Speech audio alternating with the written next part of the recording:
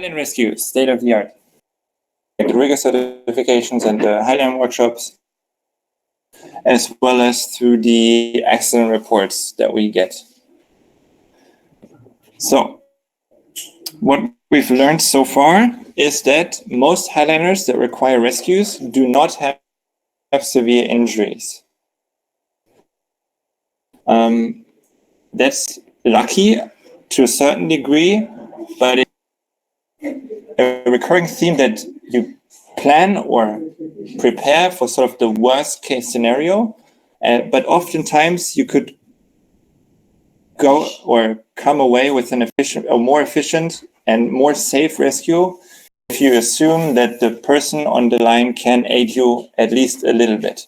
And that seems to be the case most of the time. So as we saw in the first presentation, they had sort of a self-rescue for more challenging environments.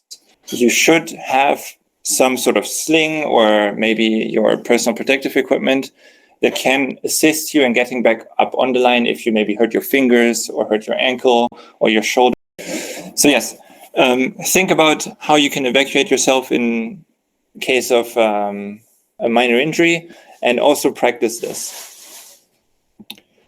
Now, outside of festivals, most rescues are improvised. So oftentimes we have situations where someone injures themselves, and even though most of them sort of thought about maybe having a rescue pack ready or maybe bringing some extra equipment, it's not ready or ready enough. And then worst, some people bring prepared rescue bags, which is very commendable, but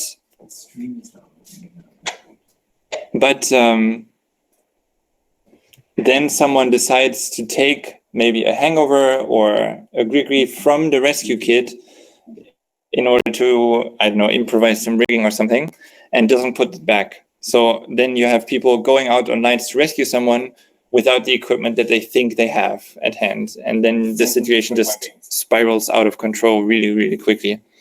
So if you're thinking about rescue, which you should, always have everything ready to go immediately. You don't want to have to change something on your rig or get equipment from a couple different people together to make sure that you can rescue someone. If there's a rescue planned or if there's a rescue possible, it pays to have everything in a certain location where everyone knows where it is. Don't touch it unless you need it for the rescue. Now, this is something that we see time and time again when we do the certifications. So as part of the rigor certifications, of course, you need to be able to perform a rescue. And oftentimes we have participants or people who have sort of theoretically thought out everything in their mind and have maybe practiced it in a park once or twice, but knowing something does not equal being able to do it. There's a really, really big difference between thinking about it and actually doing it. And rescues always take longer than you expect to take them. So make sure that when you sort of have a rescue plan in mind, that you play it through in real. So as closely to reality as possible. It doesn't necessarily have to be on a Highline, but you know, when you do it in a park, at least have, I don't know, tapes on the line or a connection that you have to cross, because in reality, small obstacles can make a big impact on how long or how successful a rescue is. So try to practice in as realistic a scenario as possible while not like putting extra danger onto yourself or the person being rescued. And also adapt your rescue procedures to the requirements of the situation. So if there's someone out there that is just tired and can't row back or can't get back onto the line, maybe it's enough to just lift them up a little bit, clip the hangover, and then you go out and they come out after you. You don't have to install, I don't know, a massive rope and have people on the anchor pull both of you out if their only problem was that they aren't able to climb the leash because, I don't know, they haven't done it before. right? So adapt your procedures to the situation that is actually happening. And then what I see a lot in the certifications is that people worry quite a lot about suspension trauma. And this is sort of a recurring theme outside of the slackline industry as well, that, okay, all the rescues, they have to happen within 5 minutes, or it's not worth rescuing the person at all because they've died of suspension trauma. If all you can do in the situation, because I don't know, of outside factors like the access or the length of the line or just the exposure of the anchors, you can't come up with a rescue that is faster than 20 minutes. It's still worth coming up with a good rescue and a rescue that can actually be done, rather than compromising on the safety or the doability of something just to cut down on time. Time is not necessarily your enemy in that situation. If you rush everything, or if you think you need to go out as quickly as possible without having everything prepared, you run into much bigger problems than you would otherwise have.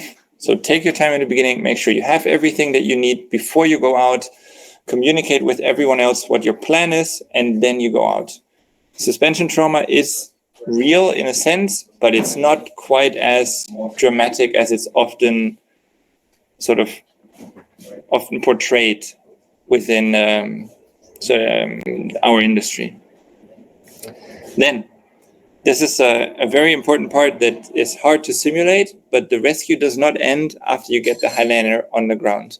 So it's one thing to go out, evacuate someone, have them at the anchor. It's another thing to get them off a mountain or outside of a canyon. So there, it's really important that you know who to contact, how to call them, what directions do I give them, where can I get a helicopter, where can they land so they're not compromised by the Highline. How do I get an injured person back to a road that's accessible by an ambulance? So don't only think about, okay, I got my injured Highliner with a broken arm back off the line, now they're safe. No, I just have to hike them down for 2 hours through the backcountry. Your rescue doesn't end with the Highliner back off the Highline, basically. And then lastly, maybe the most important point is that practice is more important than technique or equipment. So when we see the rescues at the certification, for example, you can have a very elaborate, very complicated method of rescuing someone. If you have it practiced 10, 20, 30 times, you can be much faster, much safer, much better than someone who has maybe the best method to rescue someone who has never practiced it before. So if you have a rescue plan in your mind, or you have the equipment to perform a certain rescue, make sure you practice it. And practice is the strongest indicator or the strongest factor in determining success of a rescue. So before spending time buying, I don't know, a Kootenai, or your time and effort is better spent at practicing the rescue, educating others about the risk, because that is the most important factor. And yes, that's all I can say.